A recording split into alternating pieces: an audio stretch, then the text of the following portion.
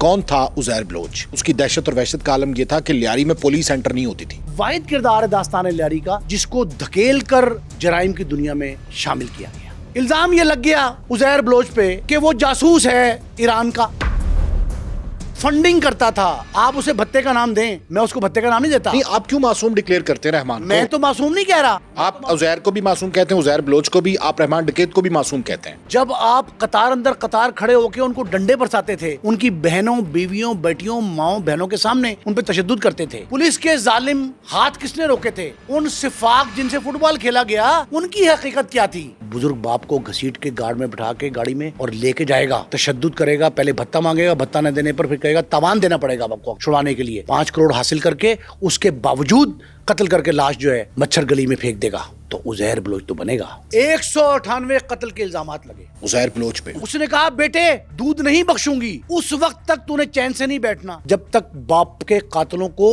عبرتناک انجام تک نہ پہنچائے. السلام علیکم ناظرین, میرا نام ہے طارق بزمی اور آپ دیکھ رہے ہیں سنو پوڈ کاسٹ. ناظرین, لیاری کا کنگ کون تھا کہ جس نے ارشد پپو کے سر سے فٹ بال کھیلا؟ عزیر بلوچ کی حقیقت کیا تھی؟ کتنے قتل کیے اور کیا کیا مقدمات تھے؟ اس پر بات کریں گے. ہمارے ساتھ موجود ہیں کرائم اینالسٹ نعیم مصطفیٰ صاحب. اچھا نعیم صاحب, عزیر بلوچ لیاری کا وہ کنگ کہ جس نے فٹ بال کھیلا سروں سے, اور اس کی دہشت اور وحشت کا عالم یہ تھا کہ لیاری میں پولیس انٹر نہیں ہوتی تھی. کون تھا عزیر بلوچ؟ عزیر بلوچ سمجھنے کے لیے آپ کو لیاری بالخصوص اور کراچی بالعموم 90s کے بعد کا وہ سمجھنا ہوگا. لیکن ایک بات, اس پہ ہم نے کئی فورمز پہ پروگرام کیے, بڑے شوز ہوئے اس پہ, لیکن بھارت کی فلم دھرندر, بالی ووڈ کی دھرندر 1 اور 2, اس کے بعد سب سے زیادہ ڈسکس جو کردار ہوا وہ سردار عبد الرحمان بلوچ نہیں ہے, اتنا رحمان ڈکیت جسے کہہ رہے ہیں وہ نہیں ہے, عزیر بلوچ زیادہ ہے. کیوں؟ یہ لیاری گینگ وار کہتے ہیں, میں گینگ وار نہیں کہتا, میں کہتا ہوں اسے داستان لیاری ہے. داستان لیاری کا واحد زندہ کردار عزیر جان بلوچ ہے. نہیں تو وہ گینگسٹر نہیں تھے؟ یہ بات کی بات ہے. نہیں, بھتہ وصولی کرتے تھے وہ پہلے, اس سے پہلے تاوان کرتے تھے, وہ کرتے تھے, اس سے پہلے وہ بھتہ دیتے بھی تھے. نہیں, اگر ایک بھتہ دینے والا شخص بعد میں بھتہ لینے لگ جاتا ہے اور سن لیں تو اس کو گینگسٹر آپ اس کیوں نہیں کے کہتے؟ باپ کو, اس کے عزیزوں کو اغوا بھی کیا گیا, ان سے اسلحہ چھینا بھی گیا. یہ ایک تو میں نے کہا واحد زندہ کردار ہے. دوسرا واحد کردار ہے داستان لیاری کا جس کو دھکیل کر جرائم کی دنیا میں شامل کیا گیا. آپ سنیں گے, آپ کے ناظرین کے لیے وہ عزیر بلوچ دودھ پیتا بچہ تھا کہ اس نے کہنے پہ کرائم کر دیا. جب تنگ آمد بجنگ آمد. میں نے آپ سے کہا کہ دھرندر فلم کی جتنی فہرست ہے پروپیگنڈے کی, اس سے مائنس ہو کر اس منفیت, مفاد اور دشمنی, مخالفت, اس کی اینک اتار کر دیکھیں تو پتہ لگے گا کہ لیاری کیا تھا, لیاری کے بلوچ قبائل کیا تھے, اس وقت کے حالات کیا تھے. کراچی میں بھتہ خوری, اغوا برائے تاوان, قتل, خونریزی, اسلحہ کی سمگلنگ, سرکاری سرپرستی, سیاسی چھلانگیں, یہ پورا لیاری جو ہے نا اس کے ایک آسپیکٹ کو کور نہیں کرتی دھرندر کی 1 اور 2 دونوں موویز. وجہ اس کی کیا ہے؟ وجہ اس کی یہ ہے کہ لوگ ناآشنا ہیں, بے خبر ہیں ان حالات سے, واقعات سے جن کی میں نے تحقیق کی ہے. بلوچ خاندان کے درجنوں افراد سے میری گفتگو ہوئی. الزام یہ لگ گیا, میں ویسے ابتدا میں بتا رہا ہوں آپ کو, عزیر بلوچ پہ کہ وہ جاسوس ہے ایران کا. کیوں, کس بنا پہ لگ گیا؟ کہ عزیر بلوچ کا اور سردار عبد الرحمان کا, دونوں کزنز, ان کا آنا جانا بہت ہے ایران میں. اور بھائی ان کو پتہ ہی نہیں ہے کہ وہ ایرانیوں نسل ہیں بلوچ. ان کے قبائل کراچی کی لیاری اور باقی علاقوں میں بھی, اور بلوچستان کے 3 اضلاع, ان میں یہ بلوچ قبائل آشاری اور لاشاری وہاں رہتے ہیں. ایران کے صدارتی انتخابات میں حق رائے دہی استعمال کرتے ہیں, ووٹ ڈالتے ہیں. 6 پولنگ اسٹیشن بنتے ہیں بلوچستان میں, 4 کراچی میں بنتے ہیں. اور بھائی جب آپ بے خبر ہوں گے اس بات سے کہ لیاری کیا ہے, بلوچ قبائل کیا ہیں, ان کو ایم کیو ایم سے مخاصمت کیا ہے, جنگ و جدل ہوا کیوں, خوریزی کیوں بڑھی, جرگے کیوں ہوتے تھے, اغوا برائے تاوان کے سارے واقعات جو ہیں ان میں شامل کون تھا؟ مامو فیضو جس کا یہ بچہ تھا, جو ٹرانسپورٹر تھا, جو پہلے رحمان ڈکیت کو تمام تر ٹرانسپورٹ کی فیسلٹی مہیا کرتا تھا, پھر بھتہ بھی دیتا اس تھا کو پہلے فنڈنگ کرتا تھا. آپ اسے بھتے کا نام دیں, میں اس کو بھتے کا نام نہیں دیتا. نہیں, آپ کیوں معصوم ڈکلیئر کرتے ہیں رحمان کو؟ میں تو معصوم نہیں کہہ رہا. ہاں, میں آپ تو معصوم, عزیر کو بھی معصوم کہتے ہیں, عزیر بلوچ کو بھی, آپ رحمان ڈکیت کو بھی معصوم کہتے ہیں. میں نے تو بالکل نہیں کہا معصوم. میں آپ تو کہہ رہے ہیں لفظ نا کہ وہ لیاری گینگ نہیں, داستان لیاری تھی. نہیں سنیں, داستان لیاری کیوں ہے, میں لیاری بتا رہا ہوں. گینگ ٹھیک ہے, وہ پرسپیکٹو ایک الگ ہے, انڈیا کا وہ چھوڑیں, غلط چلیں ہے, اس کو بھی چھوڑیں, وہ اس کو غلط ہے. آپ اس کو چھوڑ دیں. ہاں. آپ ایک بات بتائیں ہاں. کہ لیاری جو خطے غربت سے نچلی سطح پہ ہاں. لاکھوں لوگ رہتے ہیں, ایک نہیں ہے قوم وہاں. لیاری اقوام کی مجموعے کا نام ہے. مختلف قبائل کی ایک فہرست تیار کی جائے, ان قبیلوں میں مختلف نسل ہیں. ایرانی نسل یہ لوگ ہیں, ٹھیک ہے. لاشاری, اشاری. مجھے آپ یہ بتائیں کہ لیاری جہاں نالیاں بہتی تھی, لیاری جہاں آپ نے کہا نا فٹ بال کھیلتے تھے گلیوں میں, تو ان گلیوں کا حال آج سے 20-25 سال پہلے آپ نے کیوں نہیں دیکھا کہ جہاں پینے کا پانی میسر نہیں تھا. یہ تو کراچی کے اکثر علاقوں کی حالت یہ تھی. نہیں, آپ لیاری کی آپ نے بات کی نا, لیاری بے قصور کیوں ہے. اب بزمی صاحب آپ مجھے یہ بتائیں, نالیوں میں خون بہتا تھا, میں مانتا ہوں لیاری کی نالیوں میں خون بہتا تھا, کراچی میں اور بھی باقی علاقوں میں تھا, گولی مار کے علاقے میں, کوکرا پار میں, ناظم آباد میں خون بہتا تھا, ٹھیک ہے. لیکن انہی نالیوں میں جب گند اور غلاظت بہتی تھی, جب وہاں کھانے کو روٹی میسر نہیں تھی, جب قطار اندر قطار مشکیں کس کے آپ شناخت پریڈ کراتے تھے اہلی لیاری کی, جب آپ قطار اندر قطار کھڑے ہو کے ان کو ڈنڈے برساتے تھے, ان کی بہنوں, بیویوں, بیٹیوں, ماؤں, بہنوں کے سامنے ان پہ تشدد کرتے تھے, تو اس وقت جرگہ بھی یہ لیاری کے بلوچ کرتے تھے, سزائیں بھی ظالموں کو لیاری کے بلوچ دیتے تھے. ٹھیک ہے, یہ لیاری کا بیک گراؤنڈ ہو گیا. ایک اور سنیں, ابھی اور سنیں. ہاں. جہاں لیاری غربت کی لکیر سے نیچے تھا, وہاں آج لیاری میں انٹرنیشنل سطح کی ایک مارکیٹ بھی کس نے بنائی ہے, مجھے بتائیں. حکومت نے. کوئی تعلق نہیں حکومت کا. کس نے بنائی ہے؟ جس نے بنائی اور جس نے بنوائی ان کے نام کی فہرست چیک کریں. پولیس کے ظالم ہاتھ کس نے روکے تھے, ان سفاق جن سے فٹ بال کھیلا گیا, ان کی حقیقت کیا تھی, وہ کیا کرتے تھے. آپ مجھے بتائیں, لیاری میں جو کچھ دنگا فساد ہوتا تھا, لیاری سے لوگوں کو اغوا کر کے, کیا ان کے سوراخ نہیں کیے جاتے تھے دماغ میں, کیا ڈرل نہیں کیے جاتے تھے گھٹنوں میں اور شانوں پہ. تو ان لیاری والوں نے نہیں کیے, لیاری نے بھی کیے. تو پھر ان دونوں کو جنہوں نے کیے وہ بھی غلط تھے اور یہ بھی غلط تھے. اس لیے میں کہتا ہوں کہ یہ گینگز تو ہیں, یہ لوکل گینگز. میں آپ کو وار بتاتا ہوں, میں اس رو میں نہیں بہتا جہاں ہمارا مخالف بدترین دشمن بھارت جو ہے, وہ دھرندر کی, جو دھرندر میں پروپیگنڈا کر کے جو کچھ وہ باور کروانا چاہتے ہیں, میں اس کا حصہ نہیں بننا چاہتا. ٹھیک ہے. اچھا, عزیر بلوچ کون تھا, اس کا آغاز کب ہوا, کیسے یہ رحمان ڈکیت سے ملا, فیضو ماما کیسے اس کو لے کے گئے, اور پھر لیاری میں اس کی انٹری کیسے ہوئی؟ ایک بات سمجھیں, میں نے کہا واحد کردار تھا جو زندہ ہے, واحد پڑھا لکھا کردار بھی یہی تھا, عزیر بلوچ. عزیر بلوچ. اچھا. میٹرک اس نے وہاں سے بڑا اچھے نمبروں میں کیا, first division, high first division. Science college commerce کا کراچی کا, اس میں کامرس میں بیچلر کیا. دو باتیں. تیسری بات, اس کا والد ماما فیضو جو ہے, اس کا اصل نام تھا فیض الرحمان عرف ماما فیضو. فیض الرحمان چاہتا تھا کہ عزیر بلوچ اس کا بیٹا, عزیر جان بلوچ اس کا پورا نام, پہلے عزیر علی بلوچ تھا, عزیر جان بلوچ. جان بلوچ ہر ایک بندہ لکھتا ہے. حبیب جان بلوچ جو اس وقت لیاری گینگ, جو فرینڈز آف لیاری کے سربراہ ہیں, ان سے میری کئی بار گفتگو, ہم نے اس فورم پہ بھی کی ان سے. یہ فٹ بالر بنانا چاہتا تھا باپ ان کا. کیوں؟ عزیر کو کالج کی ٹیم میں شامل کرایا, اسکول کی ٹیم میں رہا, لیاری کی ٹیم میں رہا, بڑا کھلاڑی نہیں بنا, لیکن چاقو چوبند تھا, مضبوط جسامت کا تھا, قداور تھا. اب بھی زندہ ہے ماشاءاللہ, جیل میں سلاخوں پہ پیچھے ہے, لیکن ہے. وہ فٹ بالر اس کو بنانا چاہتا تھا, لیکن حالات نے, بدقسمتی نے, المیوں نے, صورتحال نے, ظلم و جبر نے, تشدد نے اس کو ایسا شخص بنا دیا جس نے لوگوں کے سر سے فٹ بال کھیلا. خود فٹ بال نہیں کھیلا, اس نے کھلایا فٹ بال, اس نے فٹ بال بنایا لوگوں کے سر کو. جب اس کے آنکھوں کے سامنے ایک پنچایت میں جرگے میں بیٹھے اس کے باپ کو اغوا کرنے ارشد پپو اپنے 5 ساتھیوں سمیت آئے گا اور زبردستی پہلے اس کے ٹانگ میں گولی مارے گا, اس کو زخمی کرے گا, نوجوان تھا یہ اس وقت, اور باپ, بزرگ باپ کو گھسیٹ کے گارڈ میں بٹھا کے گاڑی میں اور لے کے جائے گا, اغوا کر کے تشدد کرے گا. پہلے بھتہ مانگے گا, بھتہ نہ دینے پر پھر کہے گا تاوان دینا پڑے گا آپ کو اغوا چھڑوانے کے لیے. 5 کروڑ حاصل کر کے اس کے باوجود قتل کر کے لاش جو ہے مچھر گلی میں پھینک دے گا تو عزیر بلوچ تو بنے گا. میں نے کئی عزیر بلوچ اور دیکھے ہیں, صرف ایک نہیں, کئی عزیر بلوچ. یہ بھی لیاری میں؟ لیاری میں ہی. آپ نے کہا ظلم یہ کرتے تھے, اس ظلم کے پیچھے بدلے کا عنصر زیادہ تھا, انتقام کا معاملہ زیادہ تھا. کیسے ہوا؟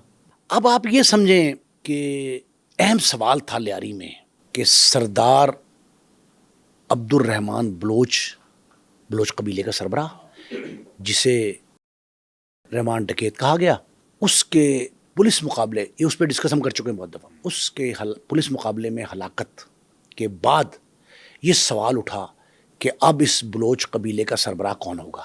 تو نظر انتخاب کس پہ پڑی قبیلے کی؟ عزیر بلوچ پہ. عزیر پہ. جرگے نے اسے منتخب کیا. It was not a selection but election. Elect ہوا. جب الیکٹ ہوا تو اس کے مقابلے میں کون تھا؟ اس کے مقابلے جرگے نے فیصلہ کرنا. اس کا مطلب سلیکشن ہی ہوئی نا؟ نہیں, 6 نام ڈسکس ہوئے, سلیکشن کیسے ہوئی؟ یہی تو بے بہرا پن ہے. لوگ یہ سمجھتے ہیں کہ اس کو اٹھا کے بٹھا دیا گیا. اب میں آپ کو بتا دوں بات اس کی, جرگہ کیسے ہوا. لاش ملی ماما فیضو کی, اس کے باپ کی لاش ملی تو تدفین کے فوری بعد عزیر بلوچ گیا اپنے کزن سردار عبد الرحمان کے پاس اور اس سے کہا کہ یہ جو ظلم میرے ساتھ ہوا ہے, اس نے اس کے ہاتھ دونوں بلند کیے. یہ وہ باتیں ہیں جو ان لوگوں کو نہیں پتا. سردار عبد الرحمان نے اس کے دونوں ہاتھ بلند کیے اور اس نے نعرہ لگایا کہ ہم اس عزیر بلوچ کے والد ماما فیضو کے قاتلوں کو نہیں چھوڑیں گے. اور سردار عبد الرحمان نے کہا میں بدلہ لوں گا. ایک آسپیکٹ, اس دوران رضیہ بی بی اس کی والدہ آتی ہے, عزیر کی. اچھا. اس نے کہا بیٹے دودھ نہیں بخشوں گی اس وقت تک تو نے چین سے نہیں بیٹھنا جب تک باپ کے قاتلوں کو عبرتناک انجام تک نہ پہنچائے. اور یہ قتل کس نے کیا؟ ارشد پپو نے. تو پھر اس کو عزیر بلوچ نے مارا. عزیر بلوچ نے مارا, ببانگے دوہل مارا, اور اسی کے سر سے فٹ بال کھیلا گیا. اب سنیں دو باتیں. کہتے یہ ہیں کہ ارشد پپو کو ٹریپ کر کے ایک ادارے نے ایک جگہ بلایا, ایک ڈیرے پہ, اور وہاں پکڑ کر زندہ یا مردہ حوالے کیا عزیر کے. ایک بات ہی چل رہی. ویسے تو اس بات کی تردید بھی موجود ہے قبیلے کی طرف سے, فٹ بال کھیلنے کی تردید. صرف ایک ہی واقعہ فٹ بال کا ہے. انہوں نے کہا جی کہ یہ لاش گھسیٹی تھی, لیاری میں لا کے لوگوں کو دکھایا تھا کہ سردار عبد الرحمان کی طاقت کیا ہے, عزیر بلوچ پہ کتنا فدا ہوتا ہے. وہ اپنا زندگی میں جانشین مقرر کرنا چاہتا تھا. وہ جو ہاتھ کھڑے کیے تھے وہ یہی مطلب تھا. لیکن جرگے نے سردار عبد الرحمان کے بعد اسے باقاعدہ منتخب کیا تھا اپنا سربراہ. ایک اور سنیں, جب ماں نے یہ وصیت کر دی کہ میری یہ نصیحت سمجھ یا وصیت سمجھ, چین سے نہیں بیٹھے گا, سکھ کی چین کی نیند نہیں سوئے گا جب تک ان کو نشان عبرت نہیں بنائے گا. اس نے پوری تگ و دو کے ساتھ, جد و جہد کے ساتھ, اب یہ ادارے نے پکڑ کے دیا, یہ بات کی بات, وہ قابو آ گئے. لیاری میں لا کے اس کی لاش کو گھسیٹ کے نالے میں پھینکا گیا. بالکل ٹھیک ہے, ارشد پپو کی. بالکل ٹھیک. یہ واقعہ تصدیق کرتے ہیں اس کے اہل خانہ. وہ کہتے ہیں کہ یہ انتقام کی آگ تھی. اب رہ گیا, آپ نے ایک جملہ کہا کہ ماما فیضو تھا ٹرانسپورٹر. کراچی کے بیشتر ٹرانسپورٹر, بیشتر پہلے سکریپ ڈیلر تھے. لوہے کا سکریپ کا کاروبار کون لوگ کرتے تھے؟ بندرگاہ پہ جو سامان آتا تھا, کراچی سب سے بڑی بندرگاہ ہے پاکستان کی, ایک ہی ہے. وہاں جب بندرگاہ پہ سامان آتا تھا تو اس میں سے جو چیزیں کام کی ہوتی تھیں وہ سائڈ پہ کر لی جاتی. جو ناکارہ تھی ان کو سکریپ پہ بیچا جاتا. تو یہ وہاں سے اٹھاتے تھے. اہل لیاری کی غربت دور کرنے میں اس سکریپ کا بڑا کام تھا, بہت بڑا دخل اس سکریپ کا ہے. اس سکریپ کے بارے میں سن لیں. اس سکریپ کے بارے میں مشہور تھا کہ لوہا جس کو راس آئے, لوہا راس آیا ان سکریپ ڈیلرز کو. یہ سکریپ ڈیلر بعد میں ٹرانسپورٹر بن گئے. وہ بھی لوہا راس آیا. اور سنیں ایک اور بات, جب ان کو لوہا راس آ گیا تو 10 سے زائد بسیں ماما فیضو کی, 50 کے قریب ویگنیں اور کتنے ہی چھوٹے ٹھیلے، چنچی آج کل چلتا ہے اس طرح کے ٹھیلے، وہ اس کی ملکیت تھے. 4 باقاعدہ دفاتر بنائے ان کمپنیز کے، بار بردار بھی یعنی مال اٹھا کے جو گڈس ٹرانسپورٹ، اور دوسرا سواری کی ٹرانسپورٹ. اور 12 سال کی عمر کا تھا عزیر بلوچ جب اس کے والد نے اس کو اپنے ساتھ بٹھانا شروع کر دیا اور اس نے ٹرانسپورٹ سیکھ لی. ایک دوسرا، لیاری کی غربت دور کرنے کے لیے ماما فیضو اور اس جیسے 2-3 اور ٹرانسپورٹرز، وہ بلوچ سردار، قبیلے کا سردار بلوچ سردار عبد الرحمان، اس کو فنڈز دیا کرتے تھے جس کا نام بعد میں بھتہ پڑ گیا. وہ فنڈز کیوں دیا کرتے تھے؟ کس کام کے لیے دیتے تھے؟ لیاری اور اہل لیاری کی قسمت بدلنے کے لیے. اور وہ فنڈ پھر استعمال ہوتا تھا اس کے اسکول بھی بنتے تھے، ایکسٹورشن میں، ڈسپینسری، یس وہ ہوتا رہا. یہ اپنی جگہ پہ، یہ اپنی جگہ پہ ہے. یہ دوسرا پہلو بتاتا ہوں، کڈنیپنگ میں ہوتا اور رہا، یہ استعمال ہوتا رہا. اس سے میں اتفاق کرتا ہوں. لیکن میں نے جو ریسرچ کی لیاری پہ، اس لیاری میں ہمیں کوئی غرض نہیں ہے کون کیا ہے کس طرح ہے، لیکن حقائق کو مسخ نہیں کرنا چاہیے، چھپانا نہیں چاہیے، پروپیگنڈے کی نظر نہیں کرنا چاہیے. بھارت نے دھرندر فلم میں ایک پہلو دے کر یہ ناانصافی بددیانتی کی ہے. حقیقت سے منافی جو اقدامات ہیں وہ بھارت کے ہیں پروپیگنڈے کی شکل میں. ٹھیک ہے، اس پہ نہیں لیکن جاتے. ایک بات آپ کو ماننی چاہیے کہ وہاں اسکول، ڈسپینسریاں، میدان، گراؤنڈز جسے کہتے ہیں، فٹ بال گراؤنڈز، فٹ بال گراؤنڈز. میں نے آپ سے کہا کہ فٹ بال بڑے پسندیدہ دو، ہاں یہ بھی لیاری کی بات اور بتاؤں. لیاری کی 2 پسندیدہ گیمز، نمبر 1 کبوتر بازی، شرطیں لگ کے بھی ہوتی تھی. کبوتر بازی کاروبار کے طور پہ بھی لیا جاتا تھا. اور دوسرا فٹ بال.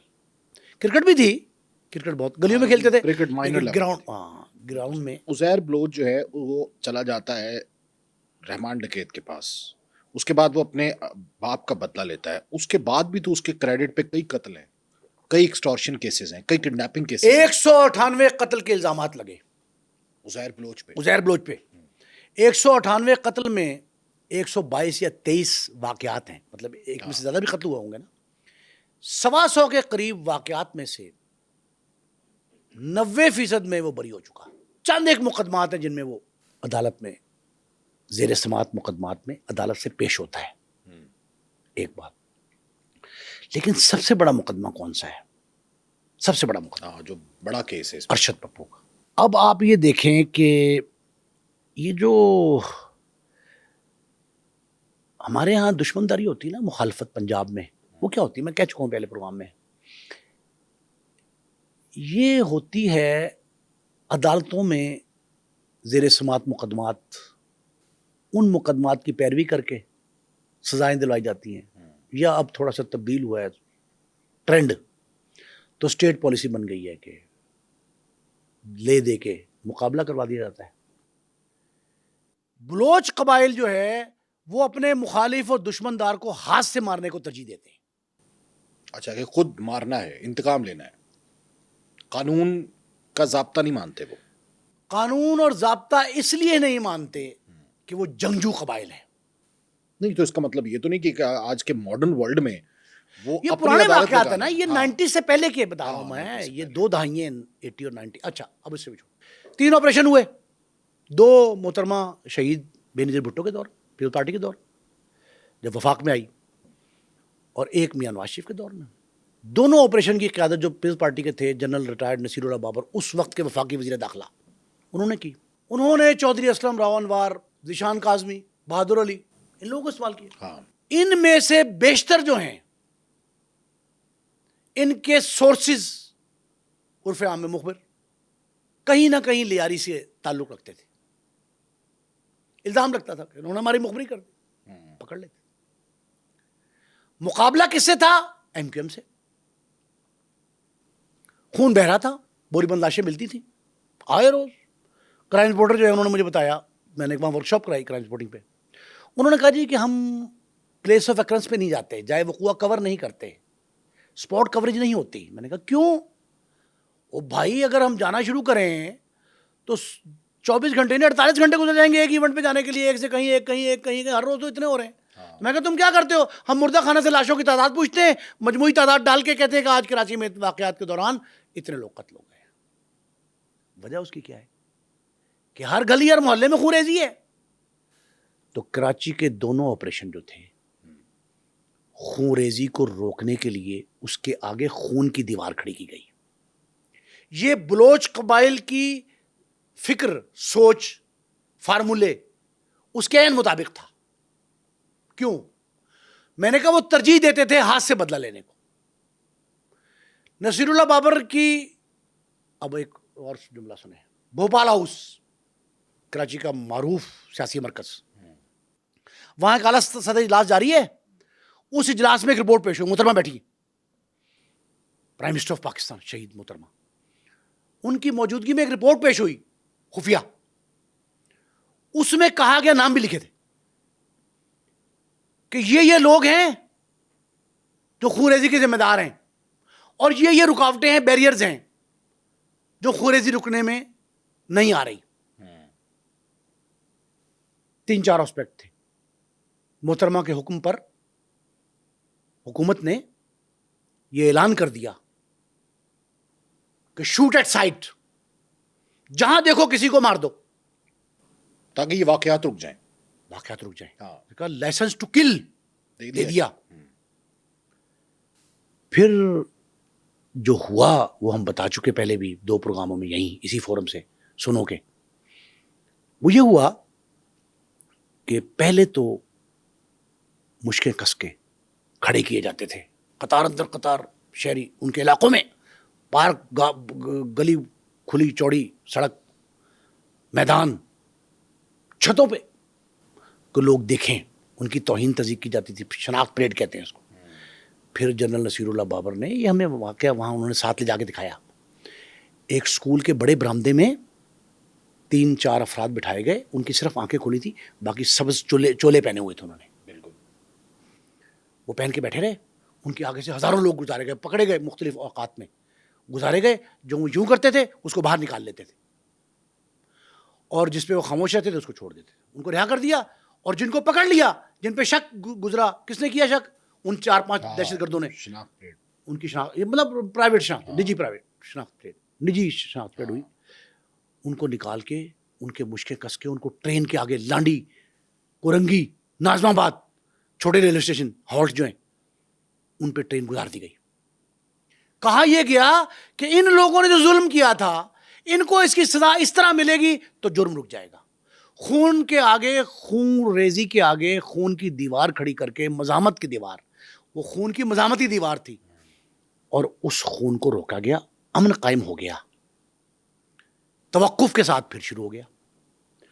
ہم مخالفت کرتے ہیں جعلی پولیس مقابلوں کی، فیک انکاؤنٹر، منصوبہ بند پولیس مقابلوں کی. کس بنا پہ کرتے ہیں؟ اسی وجہ سے کہ خون کی دیوار ہاتھ کھل جائے گا. ہاتھ کھل جائے گا، پھر وہ پیسے لے کے بھی ماریں گے، دشمندار کو بھی ماریں گے، مخالف کو بھی ماریں گے، باہر سے بندوں کو لا کے انٹرپول کے ذریعے ماروا مخالفین. اس وجہ سے ہم اس کی مخالفت کرتے ہیں. اب آپ صرف اتنا دیکھیں، عجیب سی بات کہ بلوچ قبائل ترجیح دیتے تھے کہ ہم اپنے ہاتھ سے ماریں تاکہ انا کی تسکین ہو، انتقام کی آگ جو بھڑک رہی ہے ہمارے اندر وہ سرد پڑ جائے. ٹھیک ہے. تو ارشد پپو کے لوگوں نے بدلہ لینے کی کوشش نہیں کی عزیر بلوچ سے، کہ وہ ارشد پپو کو قتل کیا ہے تو اس کے لوگوں نے عزیر بلوچ پہ کوئی حملہ وغیرہ نہیں کیا؟ پٹھان گینگ جو تھا نا، وہ آلموسٹ ختم ہو گیا. آلموسٹ وقفے سے ان کے خلاف کاروائی ہوتی رہی، پولیس انکاؤنٹر میں بھی مارے گئے کچھ لوگ، لیکن یہ بہت مضبوط تھا عزیر بلوچ. عزیر جان بلوچ کے بارے میں ایک جملہ اور سنیں. قائم علی شاہ کتنی بار وزیر اعلیٰ بنے سندھ کے، پیپلز پارٹی کے صوبائی صدر بھی رہے، نامور شخص تھے، ماشاءاللہ حیات ہیں. میرا خیال ہے 100 سال کے قریب عمر ہوگی ان کی، سنچری پوری کر لی انہوں نے شاید. ان کے حوالے سے آج کل سوشل میڈیا پہ آپ نے دیکھا نا، غیر سنجیدہ قسم کے بیانات چلتے ہیں. کراچی میں یہ مشہور ہو گیا سردار عبد الرحمان کی پولیس مقابلے میں ڈیتھ کے بعد کہ سندھ میں حکومت قائم علی شاہ کی نہیں ہے، وہ کہیں قائم نہیں ہے حکومت ان کی، اصل وزیر اعلیٰ سردار عزیر بلوچ ہے. اچھا، اس قدر یہ بات میں کہہ رہا ہوں جو ایگزیکٹلی یہ قریبی تھا، پیپلز پارٹی میں شامل ہوا اور اس کے ساتھ ساتھ یہ قائم علی شاہ صاحب کے بہت زیادہ قریب تھا. بہت قریب تھا. پیپلز پارٹی نے لیاری کی پوری سرپرستی کی ہے, جو بات ماننے والی ہے. لیاری امن فورس, کراچی امن فورس اسی مرض کی دوا تھی. سردار عزیر بلوچ پہ جو قتل کے 198 افراد کے قتل کے مقدمات ہیں نا, ان میں کوئی شخص 18 جرگوں کا ذکر نہیں کرتا. 98 قتل کا ذکر ہے.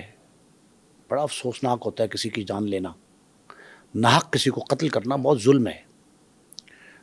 اسلام میں کوئی جو ہے نا کسی طرح کسی بھی طور بھی کوئی پہلو اس کا دیکھ لیں, اس کی اجازت نہیں جا سکتی شرع میں. لیکن عزیر بلوچ نے 18 ایسے جرگے کیے جن میں سے 6 اس کی آخری دنوں میں عبد الرحمان زندہ تھا, اس کی موجودگی میں عزیر کرتا رہا. 12 اس نے براہ راست کیے. ان 18 جرگوں میں جن لوگوں نے کراچی میں بالخصوص لیاری میں بالعموم کراچی میں جو واقعات کیے تھے ظلم و جبر کے, ان کے مجرموں کو سزا دی گئی اور وہاں ایک حوالات بنائی گئی تھی, تاریخی بتاتی ہے لیاری میں, وہاں ان کو پابند سلاسل بھی کیا. تو اس کا مطلب ہے اسٹیٹ کے اندر اسٹیٹ چلا رہا تھا عزیر بلوچ. عزیر بلوچ قبائل دیکھیں, میں نے آپ کو بار بار کہا قبائلی رسوم و رواج مختلف ہوتے ہیں. نہیں قبائل, اب اچھا چلیں, قبائل اسٹیٹ سے بالا تو نہیں ہو سکتا. چلیں اچھا اسٹیٹ کا آپ قانون مجھے ہے, یہ تو بتائیں, آپ جیل کیسے بنا رہے ہیں؟ چلیں آپ مجھے بتائیں, خیبر پختونخوا کے 8 اضلاع انضمام شدہ آصف زرداری صاحب نے ایف سی آر جب ختم کیا, اس سے پہلے وہ بھی قبائلی رسوم و رواج کے تحت چلتے تھے, پولیٹیکل ایجنٹس چلاتے تھے. نہیں پنچایت سسٹم ایک الگ ہے. جو پنچایت یا جرگا سسٹم ایک الگ ہے کہ جرگے میں آپ نے جو فیصلہ کرنا ہے, تھانے نہیں, تک ان کی معاملہ, عدالتیں نہیں تھی, ان کی کچہریاں نہیں تھی, ان کی حوالاتیں نہیں تھی. میں بتاتا ہوں, تھانے تک معاملات نہ آئیں اس سے پہلے فام و تفہیم جرگا کرا دیں. یہ قبائلی رسوم و تو یہ رواج ٹھیک ہے, وہ وہ تو پنجاب میں بھی چلتا تھا. لیکن سر میں عرض یہ کر رہا ہوں کہ آپ اپنی عدالت لگا کے اور کسی کو فیصلہ سنا دیں اور وہیں پہ آپ جیل بنا لیں, تو یہ تو ریاست کے اندر ریاست چلانے والی بات ہوگی. ریٹ چیلنج کر دی گئی ریاست کی. اچھا, تو یہ عزیر بلوچ کو یا رحمان ڈکیت کو کس نے حق دیا کہ آپ عدالت لگا کے وہیں پہ لیاری میں فیصلے سناتے رہیں؟ بھائی وہ اس لیے سناتے تھے کہ وہ ان فیصلوں پہ عمل درآمد عدالتی فیصلوں سے زیادہ ہوتا تھا. نہیں تو یہ تو کوئی لوگ جواز ڈرتے, نہیں ہے. لوگ عدلیہ سے, میری بات سنیں, عدالت میں تاخیری حربے ہو سکتے ہیں, وکلا گتم گتا ہو سکتے ہیں, جج کا گریبان پکڑ سکتے ہیں, وہاں تاریخیں پڑتی ہیں, نہیں تو ہڑتالیں اس ہوتی کا ہیں. مطلب یہ تو نہیں کہ آپ پیرالل سسٹم بنا کے کھڑا کریں. پیرل سسٹم نہیں ہونا چاہیے, میں تو اس کے خلاف ہوں. تو وہ بنا رہے اب معاف دیکھیں ماورائے عدالت جو قتل ہے وہ پیرالل سسٹم ہی ہے نا, اس کے ہم خلاف ہیں. لیکن یہ فیصلے زیادہ اہمیت کے حامل ہیں. عدالتوں نے تسلیم کیا, پشاور ہائی کورٹ کے فیصلے موجود ہیں کہ قبائلی علاقہ جات میں جرگے جو ہوتے تھے ان کو زیادہ اہمیت دی گئی. قبائلی علاقہ جات اور ہیں, کراچی میں لیاری کا علاقہ اور ہے. لیاری میں قبائل وہاں سے آ کے آباد ہوئے. اب یہ ایک اہم جملہ آ گیا. ٹھیک ہے, لیاری بہت عرصہ نو گو ایریا رہا. وہ کس نے بنایا؟ وہ یہ بلوچ قبائل نے بنایا نا. یہ بلوچ نہیں, بہت سے قبائل نے. بہت سے قبائل. میں نے کہا کراچی لیاری نہ کسی ایک قوم کا علاقہ ہے, نہ کسی فرد کا ہے, نہ 3-4 افراد کا ہے. ہاں تو 90 بھی نو گو ایریا رہا, وہ ایم کیو ایم نے بنایا. تو یہ غلط ہے, اسی لیے حکومت نے آپریشن کیے. ہاں جی, آپریشن تو اسی لیے. میں عرض یہ کر رہا ہوں کہ آپ کسی بھی جگہ پہ اپنی state with in the state policy نہیں بننی چاہیے. میں تو خلاف ہوں. یہ لیاری میں بہت سے قبائل نے اور بالخصوص رحمان ڈکیت نے اور عزیر بلوچ نے چلائی. اچھا, اب یہ بھی سن لیں, چلیں یہ بھی سن لیں. سیاسی سرپرستی جائز ہو یا ناجائز, میں دونوں کے مخالف ہوں. میں ناجائز کے بھی مخالف ہوں, وہ تو ہونا چاہیے. جائز کے بھی مخالف ہوں. ایک دور میں لیاری میں اسلحہ تقسیم کیا گیا, اور وہ تقسیم کر کے اس وقت کے وزیر داخلہ نے یہ جملہ کہا کہ میں نے یہ شادیوں بیاہوں میں آپ کو جو اسلحہ دیا ہے, جو پرمٹ دیے ہیں, یہ شادی بیاہوں میں پٹاخے چلانے کے لیے دیے ہیں. یہ اسی لیے دیے کہ اپنے دشمن کے مقابلے میں کھڑے ہو جاؤ. اور وہ دشمن کون تھا؟ M Q M. بالکل ایم کیو ایم, کیونکہ 2 جماعتوں کی دھڑے بندی تھی, گروپ بندی تھی, اور ایک جماعت سیاسی طور پہ مختلف لوگوں کی سپورٹ حاصل تھی اور دوسری کی مختلف وہ مہاجر تھے, اور وہ اسی وجہ سے یہ دنگا فساد کراچی میں جاری تھا. دیکھیں یہ لسان کی جنگ بھی تھی, تعصب تھا, نسلی تعصب تھا, لسانی تعصب تھا, اس کی جنگ بھی تھی, سیاست کی جنگ بھی تھی. لسان اپنی جگہ پہ, سیاست کی جنگ بھی تھی, علاقے کی جنگ, علاقائی جنگ بھی تھی, چودراہٹ کی جنگ بھی تھی. تو اس سارے میں عزیر بلوچ ابھر کے سامنے آیا. پھر عزیر بلوچ کو گرفتار کب کیا گیا؟ عزیر بلوچ کبھی ایسا نہیں ہوا کہ عزیر بلوچ کی بادشاہت میں کمی آئی ہو. میں تو مختلف اس کی سلطنت بھی کم نہیں ہوئی. سٹیج پہ دیکھا ہے ان کو مختلف سیاسی جماعتوں کے جلسے میں. او بھائی اجازت لے کے جاتے تھے سیاستدان لیاری میں. لیاری میں. اب ایک بات برصغیر تذکرہ میں نے کہا کہ جی اس پہ الزام لگا عزیر پہ کہ یہ ایران کے لیے جاسوسی کرتا ہے. ایک واقعہ ہوا جس میں درجنوں افراد شہید کر دیے گئے اور انہوں نے کہا جی کہ یہ دو مسلکی دو فرقوں سمجھ لیں دو فرقوں میں یہ واقعہ ہوا اور ایران کی سپورٹ سے اسلحہ لایا گیا کوئٹے کے راستے اور زیارت اور زاہدان سے زیارت پہنچا, زیارت سے کوئٹہ آیا, کوئٹے سے ٹرین پہ یہ لایا گیا اور اس طرح کا ایک الزام عزیر پہ لگا. اس طرح کے کئی الزام سردار عبد الرحمان پہ لگے, کئی الزام. سو مچ سو جب اسے ٹریپ کر کے حوالے کیا گیا اس ادارے کے, اس ایجنسی کے جس نے سردار عبد الرحمان کو مارا, تو یہ کہا گیا کہ اس وقت بھی اس کو ایران سے بلایا گیا. اس وقت کے وزیر داخلہ کو جو پیپلز پارٹی کے, میں نے لفظ استعمال کیا, سیاسی بونے, جو سیاسی بونے تھے اقتدار میں تھے, پیپلز پارٹی والے ہمیشہ سے اقتدار میں وہی ہیں سندھ میں, انہوں نے صوبائی حکومت کہہ رہا ہوں, انہوں نے کان بھرے ہماری پیپلز پارٹی کی قیادت کے کہ ایک شخص وہاں بیٹھ کے سردار عبد الرحمان, اب یہ قدر مشترک ہے میں بتا رہا ہوں عزیر کی اور اس کی, یہ وہاں سے بیٹھ کے قتل و غارت گری کروا رہا ہے اور کانوں میں یہ پھونکا گیا ان کے کہ یہ سردار نہیں ہے عبد الرحمان, یہ رحمان ڈکیت ہے. پہلی بار رحمان ڈکیت کا لفظ آیا, رحمان ڈکیت کا لفظ آیا. اس وقت کے وزیر داخلہ سے یہ کہا گیا کہ اس کو اگر آپ نے نہ ہٹایا تو لیاری آپ کے ہاتھ سے نکل جائے گا اور بلوچ قبائل ہاتھ چھوٹ ہو جائیں گے. یہ عزیر کی دفعہ کہا گیا کہ رحمان کی دفعہ؟ رحمان کی دفعہ. سنیں بات سنیں گا آپ کو سمجھ لگے گا عزیر کہاں سامنے آیا. یہ رحمان کو یہ پتہ لگا, رحمان نے قیادت سے شکوہ کیا, شکایت کی, گلا کیا کہ میرے ساتھ جاتی ہے, میری ہی پارٹی کے, میری ہی جماعت کے لوگ جو ہیں وہ مجھے ڈکیت کہتے ہیں, مجھ پہ کوئی ڈکیتی کا مقدمہ دکھائیں.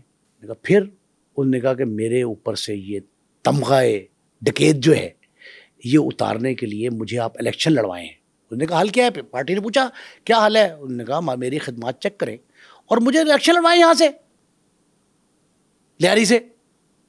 اس نے کہا لیاری میں تو ہمارے ڈاکٹر صاحب جو ایم پی اے ہیں جو علیل ہوئے تھے, بعد علیل ہو گئے, ان کو اس کی جگہ پہ وہ بستر مرگ پہ ہیں, بستر علالت پہ ہیں, بستر علالت پہ تھے وہ تو نہیں موو کرتے, تو مجھے وہاں سے الیکشن لڑوائیں. اس نے خواہش کا اظہار کیا, ہزاروں کی تعداد میں بینر لگ گئے ویلکم ویلکم. یہ تو ہم ڈسکس کر چکے ہیں. سنیں پوری بات سنیں. عزیر بلوچ پہ آ جائیں. سنیں وہی آ گیا. وہاں اس نے جب یہ تحریک بنی سردار عبد الرحمان کے حق میں اور ویلکم کیا اس کو واپس لانے کے لیے, اس تحریک کا سر خیل تھا, سربراہ تھا سردار عزیر بلوچ. عبد الرحمان کو لایا گیا, اس کو قتل کر دیا گیا, مار دیا گیا. پھر 2 سے 2,500 اہل لیاری جو ہے انہوں نے بینر لگا دیے سیاہ. 20,000 کے قریب رکشہ ڈرائیور, مختلف تنظیموں کے اہلکار سڑکوں پہ نکل آئے. کراچی جام ہو گیا, شارع فیصل سے لے کے اور لیاری تک مکمل ہڑتال تھی. سردار عزیر بلوچ کا ان دنوں میں جب یہ پتہ لگا کہ اس کو مار دیا گیا ہے تو اس کا انتخاب کیا گیا اور یہ کہا گیا کہ سردار عبد الرحمان کا متعین کردہ راستہ اسے فالو کرے گا سردار عزیر بلوچ, اور اس کے جانشین کے طور پہ اس کو منتخب کر لیا گیا. جب وہ منظر عام پہ آیا تو جو مخالفین تھے سردار عبد الرحمان کے وہ مخالف ہو گئے. کس کے؟ عزیر کے. وہاں جنگ جانشینی کی نہیں تھی, وہاں دوست کا دوست دشمن, دشمن کا دشمن دوست. یہ بغض معاویہ میں لوگوں نے سردار عزیر بلوچ کے خلاف ایک جنگ کھڑی کر دی. اس جنگ کے نتیجے میں سردار عزیر بلوچ پہ جو الزامات لگے وہ اپنی جگہ پہ, جو اس نے بدلے لیے وہ اپنی جگہ پہ, جو قتل اس نے 198 اس پہ پڑے وہ اپنی جگہ پہ. لیکن سردار عزیر بلوچ کے نام سے مخالفین اور اس کے اپنے چاہنے والے رفقائے کار جو تھے وہ بھی خوف کھانے لگے کہ یہ تو سردار عبد الرحمان سے ہم نے اس کو ختم کیا بڑی مشکل سے. جن اداروں نے، جن شخصیات نے، جن سیاسی رہنماؤں نے سردار عبد الرحمان کو ختم کرایا تھا، انہوں نے کہا یہ تو اس سے بھی خطرناک آ گیا. تو وہ بھی اس کے خلاف نبرد آزما ہو گئے اور اس پہ عرصہ حیات تنگ ہونے لگا. اور جب یہ قابو آیا اس کو پکڑ لیا انہوں نے. یہ اس کو پکڑا پولیس نے؟ پولیس نے. ٹھیک ہے. اور رینجرز کے آپریشن کے بعد اس کو پکڑا گیا؟ یہ رینجرز کے آپریشن نہیں، آپریشن میں پکڑا. اس کا حکم اسلام آباد سے آیا تھا. ٹھیک ہے. کہ یہ امن کی راہ میں رکاوٹ ہے، اس کو قابو کیا جائے. جو باتیں صحیح ہیں، رپورٹ یہی تھی کہ امن کے ایسا موسٹ وانٹیڈ لسٹ بنی 100 کچھ افراد کی کراچی کی. جب یہ آپریشن ہو رہا تھا کراچی میں تیسرا. اس دوران 8 کے 10 لوگ تھے لیاری کے، ان کا نام بھی شامل تھا اس میں، سر فہرست تھا عزیر بلوچ.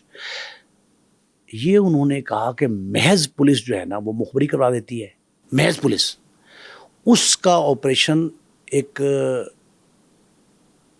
پولیس کی معاونت، کنائنس، پولیس کا شرکت کرنا، شریک کار ہونا، اس کے تحت ہوگا، لیکن مین آپریشن رینجرز کرے گی.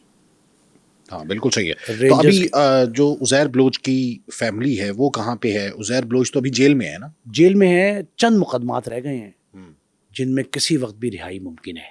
عزیر بلوچ بوڑھا ہو گیا، 1977 کی پیدائش ہے، 1977 کی پیدائش ہے. آپ اندازہ لگا لیں، 77 23 اور 26 سال اس وقت جیل میں ہو گئے. 49 سال کے. جیل میں کتنے سال ہو گئے اس کو آپ دیکھ لیں. جیل میں اس کو میرا خیال ہے کہ یہ اس سے 18 سے 20 سال ہو گئے تقریباً. اور اس وقت 2000 کے بعد پکڑا. اور موجودہ لیاری کی صورتحال کیا ہے؟ کیا وہاں پہ کوئی ڈان موجود ہے، گینگسٹر موجود ہے؟ ہاں یہ بڑا اہم سوال ہے کہ سردار عبد الرحمان جیسا، عزیر بلوچ جیسا، یا even over all Fahim commando, اس طرح کے گینگسٹر نہیں پیدا ہو رہے. لیاری کی غربت میں کمی آئی ہے، لیاری کی خوشحالی بڑھی ہے. لیاری میں ایک مارکیٹ بنی ہے جو انٹرنیشنل سٹائل کی ہے، انٹرنیشنل سٹینڈرڈ کی ہے. یعنی آپریشن کے بعد معاملہ ٹھیک ہے. بھتہ خوری کا معاملہ کم ہوا، منشیات فروشی کم ہوئی، اسلحہ کی دوڑ کم ہوئی، سیاسی سرپرستی میں کمی آئی ہے. اس وجہ سے سردار عزیر بلوچ دوبارہ پیدا نہیں ہو رہا. جیل میں ہے. دیکھیں قید تو قید ہوتی ہے، وہ کہتے یہ ہیں کہ جیل میں بڑی شاہانہ زندگی اس کی. یہ کہاں جا رہا ہے؟ اچھا عزیر بلوچ جیل میں شاہانہ زندگی گزار رہا ہے. گھر سے کھانا بھی آتا رہا ساری عمر. لیکن اس کی دشمنداری اور مخالفت ایسی تھی کہ اس کو کم سے کم عدالت میں لایا گیا. ایگزمپشن بھی ملی راستے میں، کوئی اور کچھ نہ ہو، ساتھی چھڑانے نہ آ جائیں. یہ بھی تو زیادہ ڈر لگتا ہے. تو اس وجہ سے عزیر بلوچ کے سارے حالات جو ہیں ان میں اگر آپ یہ دیکھیں کہ حاجی لالو کا بیٹا ارشد پپو، ماما فیضو کا بیٹا عزیر بلوچ، سردار عبد الرحمان کی فیملی کے لوگ، ان میں سے بیشتر لوگ جو تھے نا، باقی آپ نے کہا کہاں ہیں فیملی، وہ نقل مکانی کر گئے، کراچی چھوڑ گئے. کچھ قتل ہی ہو گئے، ہاں کچھ قتل ہو گئے، کچھ علاقہ بدر ہو گئے، کچھ دانستہ، کچھ کر دیے گئے. لیکن ایک بات بڑی زبردست ہے کہ کراچی میں جو قتل و غارت گری خونریزی تھی وہ بیرون ملک سے ملنے والے احکامات، اقدامات، اسلحہ، ہدایات، اس نے بڑھوتی دی ہے. اب یہ ثابت ہو رہا ہے کہ ایک ذیشان کاظمی انسپیکٹر تھا، بڑا دلیر دبنگ تھا. وہ کہتا ہے کہ مجھ پہ خوف تھا میرے قائد، اس کا پرانا قائد تھا، قائد ایم کیو ایم، ان کے میرے پرانے قائد ہیں وہ. مجھے لگتا یہ ہے کہ اب بھی ہر لمحے میں خواب میں دیکھتا ہوں کہ میرے سینے پہ وہ سوار ہیں اور مجھے ابھی مار دیں گے. ہاں بالکل صحیح. یہی ڈر تھا جو کراچی میں بدامنی جو ہے وہ لے کے آیا. اور اب کراچی اور لیاری جو ہے وہ پرامن ہے، اور حکومت کی کاوشوں اور مختلف آپریشن سے، ہمارے قانون نافذ کرنے والے اداروں کی جانب سے جو آپریشنز کیے گئے، اس کا یہ ثمرہ نتیجہ ہے. بہت شکریہ آپ کا نعیم مصطفیٰ صاحب. ناظرین آج کا یہ پوڈ کاسٹ آپ کو کیسا لگا؟ کمنٹ سیکشن میں جا کر اپنی رائے کا اظہار ضرور کیجیے گا.